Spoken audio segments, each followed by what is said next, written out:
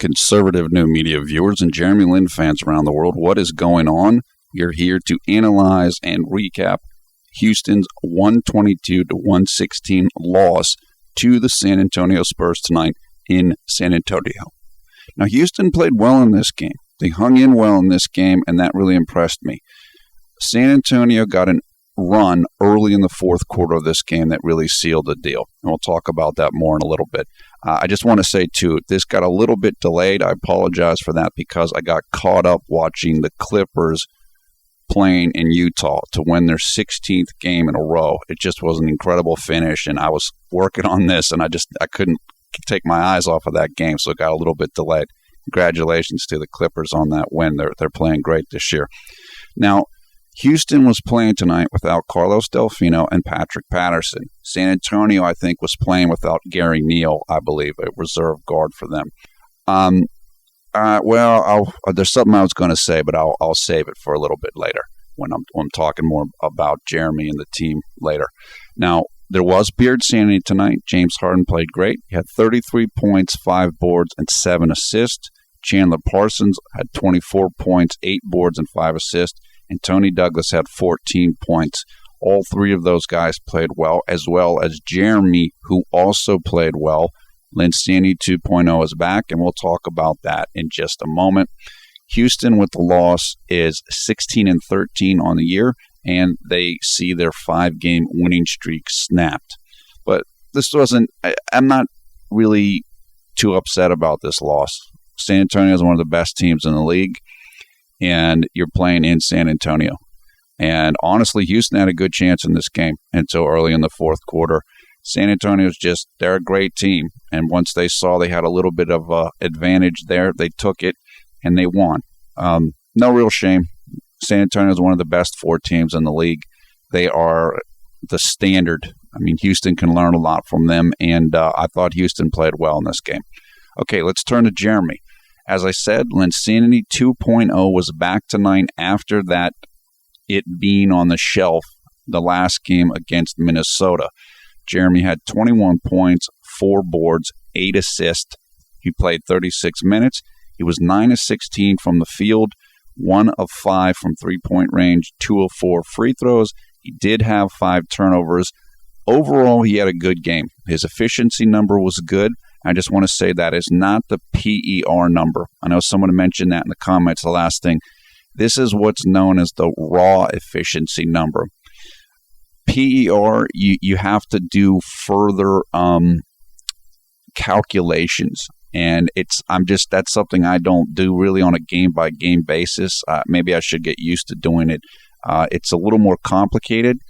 So when I say efficiency, I just mean all the positive stats subtracted by all the negative stats. Now, you use the raw efficiency number to calculate PER, but I'm not doing the final calculation. So I just want to make that clear. But it still gives you a good sense of how the person did in the game.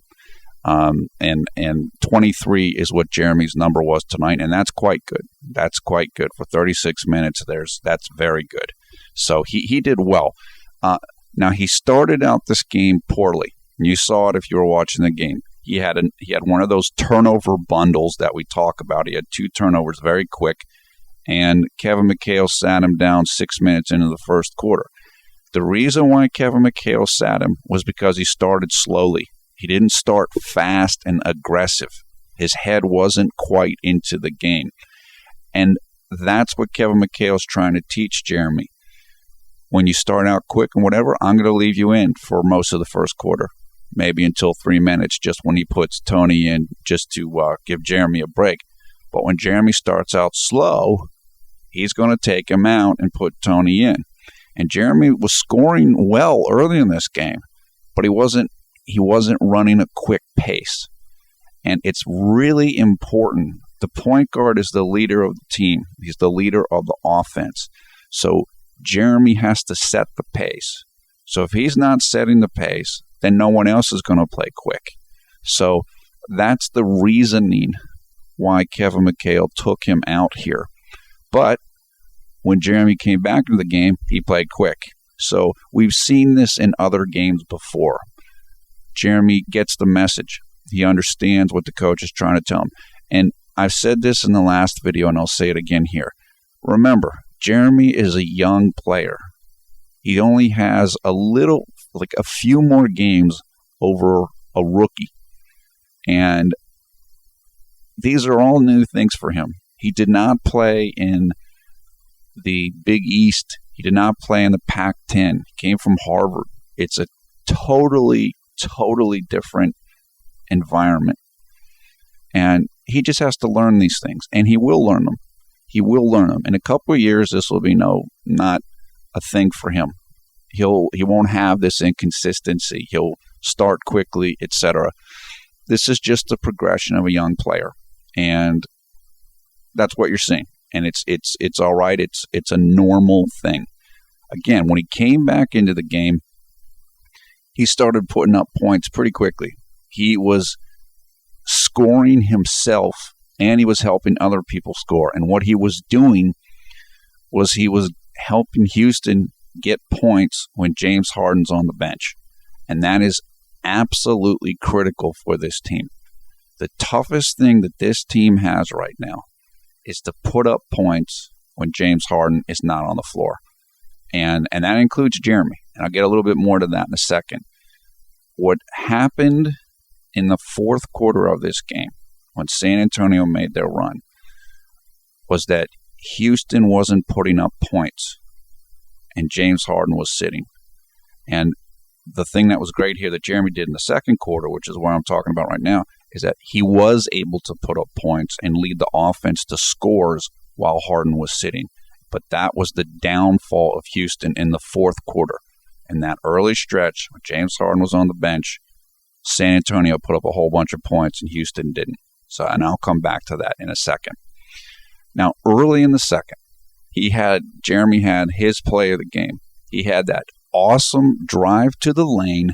Then he came back out of the lane. He drove almost all the way down the middle of the lane, came back out to the left-hand side at about a 45-degree angle, and passed it to Omer Asik for a dunk. That was awesome. That's the type of play Steve Nash would make. That was a great play. It cut the lead down to 3 points.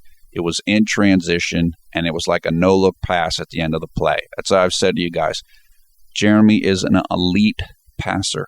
He can see things. He can see the floor, and he can set things up. He knew that if he drove the lane, he was going to draw all the attention. So even though when he drove, he got all the attention, and he started driving back out, and he still had a bunch of attention, which means that Omer had no attention on him. Omer goes to the middle of the lane, pass, dunk. That is brilliant. That is master point guard play. That's one of the things that Jeremy is just exceptional at doing, and he will get better and better at that. Now, another thing that happened early in the second quarter was Jeremy posted up Tony Parker. Now, we saw this in 2 games ago when he posted up Nate Robinson. In fact, I think he actually posted up J.J. Barea in the last game, too. As I told you guys, certainly in the Nate Robinson instance, Jeremy's bigger than these guys. Now, sometimes that hurts him on defense because the quick guys can get around him, but he can get them back on his offense because he's larger than them. One of the things that you notice with Jeremy, and I've said he's 200 pounds, solid 200 pounds. He doesn't look that big, and that's because his upper body isn't that big, which means he's got a lot of weight in his legs and his hips. He's built kind of the way that Yao Ming is built. Yao, pretty small up top, huge down low. Another person that's built the same way is Carmelo Anthony. And if you watch Carmelo Anthony much, he can post up anybody because posting up strength. Posting up means if you're on offense, you have the ball, you're close to the basket with your back to the basket, and you back the guy in. You back the guy in with your back towards the basket.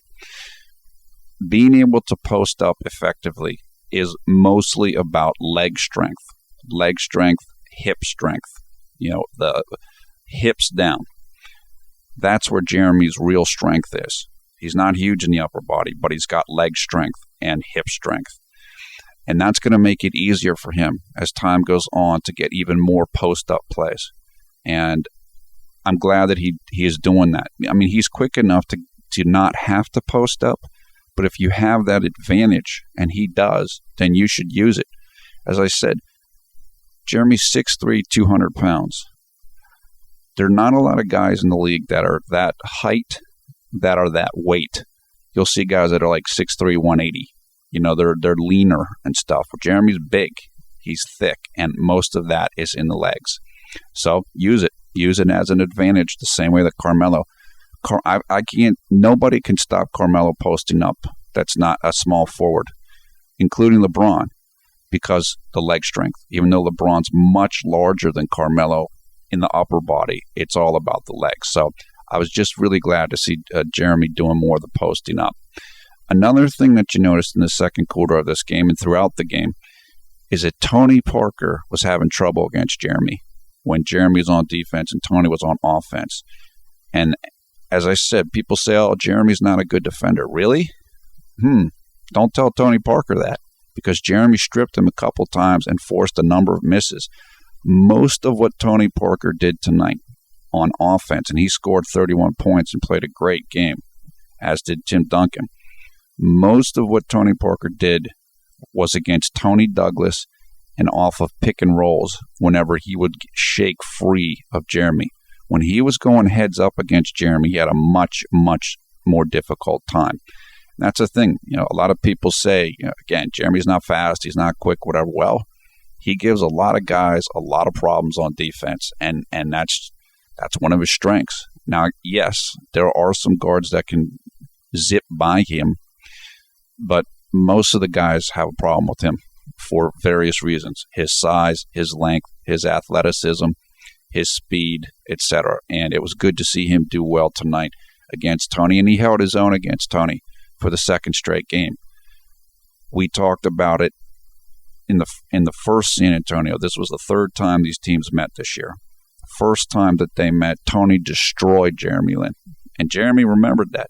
So I don't know if this is part of the revenge tour, because Jeremy got revenge in the last game against San Antonio, but he knows that he needs to do well against some of these elite guards, and he did well tonight against Tony. He really did. He held his own, and that's good for a young player. I know Tony likes Jeremy. You could see them talking at different points in the game. Tony respects Jeremy, and that's really good to get that kind of respect from a veteran. That's as good as Tony Parker is. Now, in the third quarter, Jeremy was doing terrific in transition. He stripped Tony Parker, then got a great pass to Chandler Parsons for a dunk. And as we've talked about before, Jeremy is at his best on the fast break. That's where he needs to score a lot. That's where he can really show his passing flair, the half-court passes, the full-court passes. He needs to continue to work to get better in the half-court. And that's okay. That's not a big surprise. I'll give you an example of a player that's working on that right now, LeBron James, who is the best player in the league. LeBron gets so many points in transition because he's so athletic. He's so big, he's so fast, he's so strong, nobody can stop him. The knock on LeBron for a long period of time was that he wasn't good in the half court. And that's why Jordan would say that Kobe was better than LeBron, because Kobe was better in the half court. Well, now LeBron's starting to get better in the half court. He's learning post-ups. His shooting is improving. And this is what Jeremy needs to do. And this is why I've said to you guys before, I'm glad that Jeremy is playing in this offense, because it's not tailored for him. It's not all pick and rolls. And so it's going to force him to become better as a half-court player.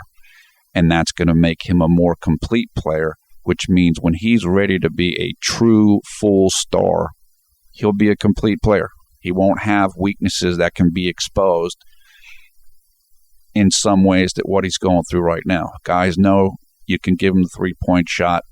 There's a couple of things you can do against him. And in the future, you won't be able to do those things against him. So that's really good. Okay, in the fourth quarter, like I said, Jeremy started out really well in this quarter. James Harden was sitting.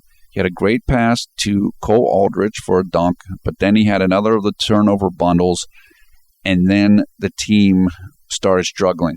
And this is where San Antonio went on the big lead and pretty much kind of put the game away in that period of time, mostly, although Houston did come back. This wasn't all Jeremy's fault, though. Now, it falls on Jeremy because he's basically, I think, the second best player on the team, although some people would argue that that might be Chandler Parsons. It's close. It's close. But it's up to Jeremy when James Harden's sitting for the team to score. That's his responsibility, not just as the second best player, but as a point guard. And he started the fourth quarter well, and then it kind of got away from the team. And it wasn't all his fault. He had a good pass or good look to Cole Aldrich, but it was a turnover because he wasn't sure where Cole was going to be. And you saw him and Cole talking about it afterwards. And that's just guys not used to playing with each other. And so they have to learn who's going to be where. And I've told you guys that all through this season. It's a new team. They're not used to playing. You're going to get turnovers. They got to build chemistry. Jeremy needs to know where guys are going to be, where to get on the ball, et cetera, et cetera, et cetera. So you saw some of that here. And also Carlos Delfino wasn't playing in this game, which meant that Daquan Cook played more and Cole Aldrich played a lot in this game because Omer had some foul trouble. Greg Smith was a little bit hit and miss in this game. So Jeremy was playing with guys that he's not used to playing with. And I think Cook and Aldrich were in this game early in the fourth quarter. So it made it tougher for Jeremy to be able to make sure the team scored. So even though it was his responsibility, and it is his responsibility to get points and make sure the team gets points when Harden is on the bench, the fact that that didn't happen tonight in the fourth quarter wasn't all of his fault. So, and again, San Antonio saw that Houston was a little out of sorts, and they took advantage of it. And they put up, they got it to like a 15-point lead in no time, and that's what a good team does. The difference between James Harden and Jeremy at this point in time is that James Harden believes that he can score at will on offense. He just puts his head down, he's going to the rim. And Jeremy's not at that point yet. And that's understandable. James Harden has a more complete game than Jeremy does. I mean, James Harden can get fouled almost any time he wants, driving to the basket. He puts his hands out there, holds them out way in front of him, and guys always hit him on the arms. And that's an automatic foul, and it's easy for the refs to see it. Jeremy's not there yet. So I'm not putting him down, saying that he doesn't feel like Harden feels now, but that's where Jeremy wants to get to. And that's what will come when he feels more comfortable with his outside shooting and he gets a couple more runners and floaters and et cetera. And that'll come. That will come. But look, James Harden is one of the top 5 scorers in the NBA this year. He's scoring like 24, 25 points a game. He's pretty unstoppable. And so it's not a knock on Jeremy to say he's not at that level yet or he doesn't feel like he's at that level yet. But it's good to have a teammate that's like that because then you can get like that. You can learn from that teammate how to be like that. And Jeremy will get that. For Houston to be a more complete team, they need to have another scoring threat when Harden sits and along with Jeremy. And they don't have that right now. And that's one of the holes in their roster. There are 2 things that are missing from the roster, well, along with experience. They need a little bit more depth. Not much, but a little bit more. And they need another reliable scorer off of the bench. Basically, they need what James Harden was when he was in Oklahoma City. And they don't have that right now. I think I mentioned in the last video that the team has signed or called up, or however you want to, called over Patrick Beverley, who is a point guard / shooting guard I think he was playing in Europe right now. And my guess is that he's going to end up with the team, I don't know, maybe in a month or so. I think right now they sent him down to the D League, to Rio, I believe it is. Beverly's not a big guy. He's like 6'1", maybe 175. He's not big, but he has a scoring mentality. He's a scorer. And I think you might see them looking to bring him up to the team relatively soon, or again, a month, something like this, because I think that he's somebody that might be able to come in and get some minutes and be able to give that scoring punch off of the bench when James Harden sits. Now, whose minutes will he take? My guess is he'll probably take some of Tony Douglas's minutes, but I'm not sure about that. I mean, we'll see. We'll see if he even makes it or not. My guess is that that's what the Houston Rockets front office is thinking. We do need more scoring. Let's bring this guy up and see if he can do it for us. Okay, so the summary for Jeremy overall here, he had a good night. He played well against Tony Parker. He held his own. He scored well. He shot well, except from three-pointers. Layups and finishing is getting better for him. Again, he's getting better. He's getting more confident. His knees getting better, etc. Now, if you saw at the end of the game, Jeremy looked a little tired. I think he's going to need to get his conditioning a little bit better to go to the next level. Now, some of that might be the knee. Some of that might just be some guys have more natural stamina than other guys. But for Jeremy to get to the next level, he's going to need a little bit better conditioning. I'm not saying his conditioning's bad, and I could see how the knee could limit his conditioning. But I think that's something that he might work on this summer, just to get to that next slight level. I mean, Harden played 41 minutes tonight, and he didn't look tired at all at the end. Now, again, I'm not putting Jeremy down. These are things to go from good to elite. So it's just something I noticed because he looked tired at the end of the game. Of course, he needs to continue to work on his three-point shooting. That's not going to happen during this season. It'll happen in the offseason. You don't mess with your shot during the season. You just tweak it a little bit. And he needs to continue to work on running the offense and getting points when Harden sits. But again, a good game, a good effort. Jeremy did well tonight himself. Linsanity 2.0 is back. Haters were hoping that it was gone again after the Minnesota game. Nope. As I said to you guys, you're going to have bad games, but I figured he'd bounce back tonight, and that's exactly what he did. This was a tough loss, but not a bad loss. As I said, Houston needs a little bit more depth. They can't compete with San Antonio quite in that area. Look, we've had Linsanity 2.0 in 4 of the last 5 games. As I told you guys, he's over the hump, and now it's about making steady improvements and learning small things, like make sure you come out quick to start the game. And he'll get that.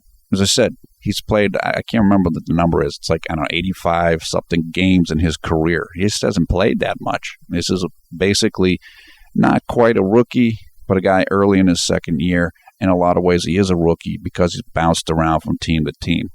It's like a quarterback in the National Football League, American football, playing under a different system. Jeremy's played under 3 different systems already in 3 years. It takes a while to adjust to that. Not to mention, you got to get used to the coach, and you got to get used to your new teammates. So, overall, it's a loss, but as good of a loss as it could have been, I think, all things considered. Jeremy did great, and he no setbacks as far as I know in terms of any injuries and stuff. So, that's it for now. Your comments below, thumbs up, thumbs down on this video. We will give a full set of information in the video description below the video player, video highlights of the game, box score, game stories, and also you can come and join the Conservative New Media Facebook group, which has over 2,000 members and counting. That information will also be in the video description. I am Paul F. Villarreal, the NBA expert. Thanks a lot for watching Conservative New Media. We strive to be the #1 YouTube Jeremy Lin fan channel.